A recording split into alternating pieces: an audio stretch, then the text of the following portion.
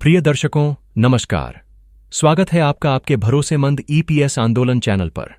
मैं हूं आपका दोस्त और आज हम बात करने जा रहे हैं उन दो ऐतिहासिक और महत्वपूर्ण फैसलों की जो करोड़ों भारतीयों के जीवन में एक नई सुबह लेकर आए हैं। ये सिर्फ खबरें नहीं हैं, बल्कि आशा, सम्मान और एक उज्जवल भविष्य का प्रतीक हैं। आज हम आपको बताएंगे कि कैसे एक ओर निजी क्षेत्र में काम करने वाले लाखों कर्मचारियों की वर्षों पुरानी मांग पूरी होने जा रही है और वहीं दूसरी ओर केंद्र और राज्य सरकारों के करोड़ों कर्मचारियों का दशकों का इंतजार अब खत्म होने वाला है। ये दोनों ही घोषणाएं भारत के उस मेहनतकश वर्ग के प्रति सरकार के सम्मान और आभार को दर्शाती हैं, जिसने अपने पसीने से देश की प्रगति की नींव रखी है। सबसे पहले हम बात करेंगे निजी कर्मचारियों की पेंशन की। कर्मचारी पेंशन योजना, जिसे ईपीएस 95 भी कहते हैं, में एक ऐसा बड़ा बदलाव होने जा रहा है जिसकी कल्पना शायद किसी ने नहीं की थी। जी हां, आपने बिल्कुल सही सुना। जिस पेंशन की मामूली राशि को लेकर कर्मचारियों में वर्षों से निराशा थी, अब वह कई गुना बढ़ने वाली है। हम बात कर रहे हैं न्यूनतम पेंशन राशि में एक बड़ी छलांग की, जो मात्र 1,000 रुपये से बढ़कर सीधे 7,500 रुपये होने जा रही है। लेकिन यह एकमात्र लाभ नहीं है।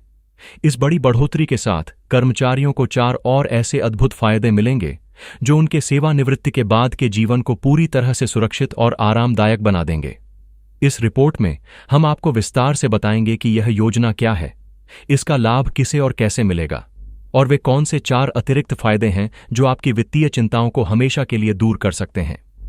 यह जानकारी आपके भविष्य के लिए अत्यंत महत्वपूर्ण है, इसलिए हमारे साथ अंत तक बने रहें। हमारी दूसरी बड़ी और बेहद खास खबर सीधे तौर पर 8वें वेतन आयोग के गठन से संबंधित है। यह वह खबर है जिसका इंतजार देश के करोड़ों सरकारी कर्मचारियों को बेसब्री से था। आखिरकार सरकार ने आधिकारिक तौर पर यह घोषणा कर दी है कि 8वें वेतन आयोग का गठन हो चुका है। यह खबर पूरे देश के लिए एक उत्सव का माहौल लेकर आई है। इस रिपोर्ट में हम आपको बताएंगे कि इस गठन के पीछे की पूरी कहानी क्या है, सरकार ने संसद में क्या कहा, यह प्रक्रिया कहां तक पहुंची है, और सबसे महत्वपूर्ण सवाल यह है कि यह नया वेतन आयोग कब से लागू होगा और आपकी सैलरी तथा पेंशन पर इसका कितना बड़ा असर पड़ने वाला है। तो चलिए, बिना किसी देरी के आज की सबसे बड़ी खबर के साथ शुरुआत करते हैं, जो भारत के निजी क्षेत्र में काम करने वाले करोड़ों कर्मचारियों के लिए किसी सपने के सच होने जैसी है। वे कर्मचारी जो अपनी जवानी किसी कंपनी या फैक्ट्री में बिता देते हैं, इस उम्मीद में कि सेवानिवृत्ति के बाद उन्हें एक सम्मानजनक और सुरक्षित जीवन मिलेगा, उनकी उम्मीदें अब हकीकत में बदलने वाली हैं। सरकार ने कर्मचारी भविष्य निधि संगठन ईपीएफओ के साथ मिलकर एक ऐसा ऐतिहासिक प्रस्ताव तैयार किया है जो कर्मचारी पेंशन योजना 1995 ईपीएस 95 के पूरे परिदृश्य को बदलने जा रहा है। सबसे पहले आइए हम वर्तमान स्थिति को समझते हैं। अभी तक ईपीएस पेंशन के तहत न्यूनतम पेंशन की राशि सिर्फ 1,000 रुपये प्रतिमाह थी। यह राशि साल 2014 में तय की गई थी, लेकिन आप और हम सभी जानते हैं कि पिछले एक दशक में महंगाई कितनी तेजी से बढ़ी है। आज के समय में जब एक सामान्य परिवार का महीने का खर्च हजारों में होता है, तब 1,000 रुपये की पेंशन राशि सिर्फ एक मजाक बनकर रह गई थी। इस मामूली रकम से बुढ़ापे में दवाइयों का खर्च चलाना तो दूर, 2 वक्त की रोटी का जुगाड़ करना भी मुश्किल था। देश भर के 60 लाख से भी ज्यादा पेंशनभोगी इस पीड़ा से जूझ रहे थे और लगातार सरकार से पेंशन में वृद्धि की गुहार लगा रहे थे। आखिरकार सरकार ने इन करोड़ों पेंशन भोगियों की पुकार सुन ली है। जो नया प्रस्ताव सामने आया है, उसके अनुसार न्यूनतम पेंशन की राशि को 1,000 रुपये से बढ़ाकर सीधे 7,500 रुपये प्रतिमाह करने की तैयारी है। यह एक ऐसी बढ़ोतरी है जिसकी किसी ने कल्पना भी नहीं की थी। यह फैसला उन सभी सेवानिवृत्त कर्मचारियों के जीवन में एक नई उम्मीद की किरण लेकर आएगा जो बढ़ती उम्र और घटती आय के कारण संघर्ष कर रहे थे। सरकार और ईपीएफओ ने मिलकर इस योजना के वित्तीय प्रबंधन का एक मजबूत ढांचा तैयार किया है, ताकि यह सुनिश्चित हो सके कि यह बढ़ी हुई पेंशन राशि हर लाभार्थी तक बिना किसी रुकावट के पहुंचे। बताया जा रहा है कि इस प्रस्ताव को अंतिम रूप दिया जा चुका है और इसे इसी महीने से लागू करने की पूरी तैयारी है। यह कदम न केवल उन 60 लाख से अधिक मौजूदा पेंशन भोगियों को सीधे तौर पर लाभ पहुंचाएगा, बल्कि भविष्य में रिटायर होने वाले करोड़ों कर्मचारियों के लिए भी एक मजबूत सामाजिक सुरक्षा कवच का निर्माण करेगा। लेकिन कहानी यहीं खत्म नहीं होती। जैसा कि हमने आपको शुरुआत में बताया था इस 7,500 रुपए की मासिक पेंशन के साथ आपको 4 और बड़े फायदे मिलने वाले हैं जो इस योजना को और भी ज्यादा आकर्षक और लाभकारी बनाते हैं। चलिए अब इन 4 फायदों पर विस्तार से एक नजर डालते हैं। पहला और सबसे महत्वपूर्ण फायदा तो स्वयं यह बढ़ी हुई पेंशन राशि ही है। 7,500 रुपए की राशि आपके जीवन स्तर को सीधे तौर पर प्रभावित करेगी। यह आपको अपनी दैनिक जरूरतों जैसे कि राशन, बिजली, पानी के बिल और अन्य घरेलू खर्चों को पूरा करने में सक्षम बनाएगी।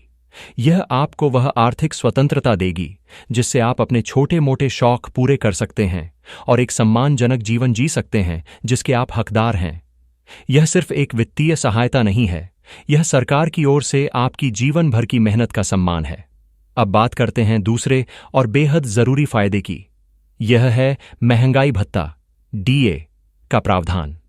अक्सर यह देखा गया है कि पेंशन की एक निश्चित राशि कुछ सालों बाद महंगाई की मार के कारण अपनी कीमत खो देती है। जो 5,000 रुपए आज पर्याप्त लगते हैं वह 5 साल बाद बहुत कम लगने लगते हैं। इसी समस्या का समाधान करने के लिए सरकार ने इस नए पेंशन प्रस्ताव में महंगाई भत्ते को जोड़ने का फैसला किया है। इसका मतलब यह है कि आपकी 7,500 रुपए की मूल पेंशन समय के साथ स्थिर नहीं रहेगी, बल्कि हर 6 महीने में सरकार द्वारा घोषित महंगाई के आंकड़ों के अनुसार इसमें बढ़ोतरी की जाएगी। यह सुनिश्चित करेगा कि आपकी पेंशन की क्रय शक्ति यानी परचेसिंग पावर हमेशा बनी रहे और आप पर महंगाई का कोई नकारात्मक प्रभाव न पड़े। यह एक दूरदर्शी कदम है जो आपकी पेंशन को भविष्य के लिए भी सुरक्षित बनाता है। तीसरा बड़ा फायदा जिस पर सरकार गंभीरता से विचार कर रही है वह है स्वास्थ्य सुरक्षा से जुड़ा हुआ। हम सभी जानते हैं कि सेवानिवृत्ति के बाद स्वास्थ्य पर होने वाला खर्च सबसे बड़ी चिंता का विषय होता है। महंगी दवाइयां, डॉक्टर की फीस और अस्पताल के बिल किसी भी व्यक्ति की बचत को खत्म कर सकते हैं। पेंशन भोगी लंबे समय से यह मांग कर रहे थे कि उन्हें मुफ्त चिकित्सा सुविधा या स्वास्थ्य बीमा का लाभ दिया जाए। सूत्रों के हवाले से खबर है कि सरकार इस मांग को लेकर बहुत सकारात्मक है और भविष्य में इस पेंशन योजना के साथ एक स्वास्थ्य बीमा योजना को भी जोड़ा जा सकता है। अगर ऐसा होता है तो यह पेंशन धारकों के लिए एक बहुत बड़ी राहत होगी। इससे उन्हें अपने इलाज के लिए किसी पर निर्भर नहीं रहना पड़ेगा और वे बिना किसी वित्तीय चिंता के अपना ध्यान रख सकेंगे। और चौथा फायदा है पारदर्शिता और भुगतान की सुगमता। सरकार यह सुनिश्चित कर रही है कि पेंशन की यह बढ़ी हुई राशि सीधे लाभार्थी के बैंक खाते में जमा हो। डायरेक्ट बेनिफिट ट्रांसफर डीबीटी के माध्यम से यह प्रक्रिया पूरी तरह से पारदर्शी और सुरक्षित होगी। इससे किसी भी तरह के भ्रष्टाचार या बिचौलियों की कोई गुंजाइश नहीं रहेगी। आपको अपनी पेंशन के लिए किसी दफ्तर के चक्कर नहीं काटने पड़ेंगे। हर महीने एक निश्चित तारीख को पैसा सीधे आपके खाते में आ जाएगा।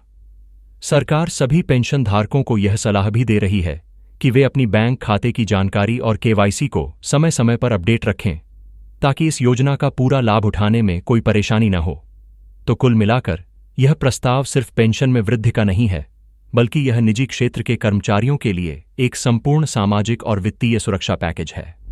7,500 की न्यूनतम पेंशन, साथ में महंगाई भत्ता, भविष्य में स्वास्थ्य बीमा की संभावना और एक पारदर्शी भुगतान प्रणाली, यह सब मिलकर सेवानिवृत्ति के बाद आपके जीवन को वास्तव में सुरक्षित और सम्मानजनक बनाने का वादा करते हैं।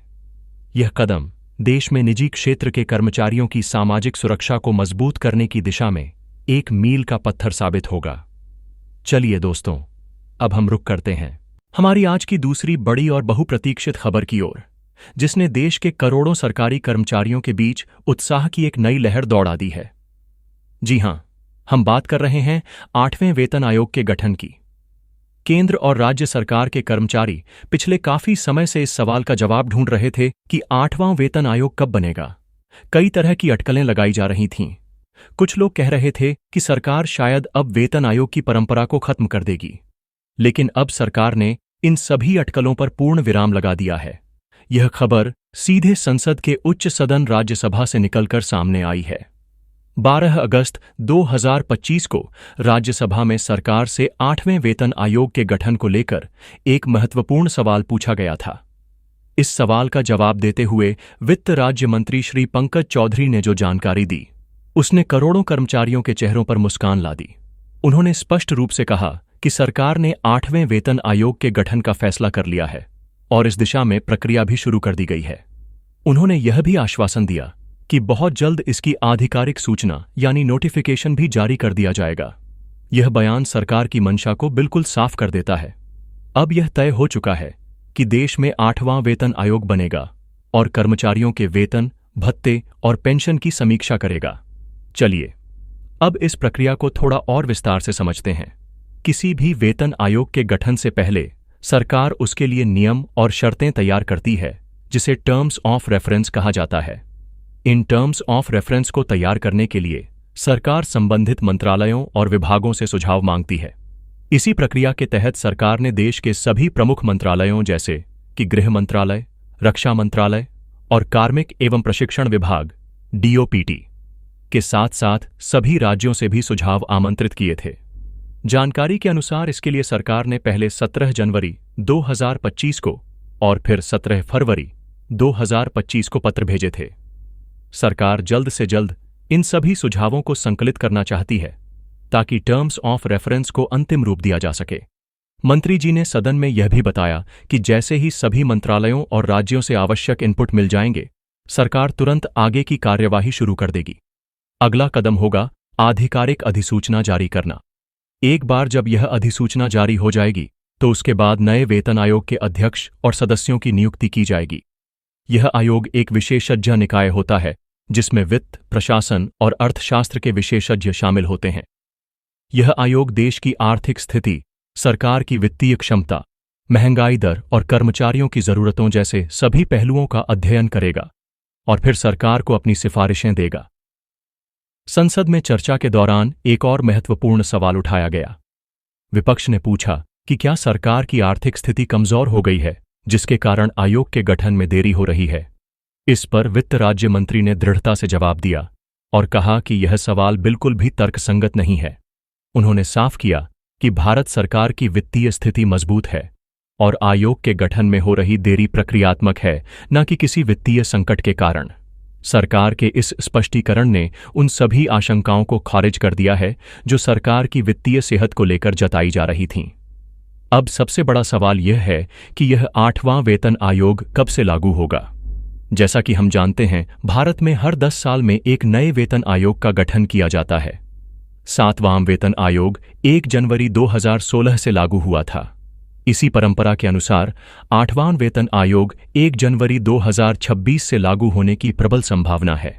हालांकि यह पूरी तरह से इस बात पर निर्भर करेगा कि आयोग अपना काम कितनी तेजी से पूरा करता है और सरकार उसकी सिफारिशों को कब स्वीकार करती है।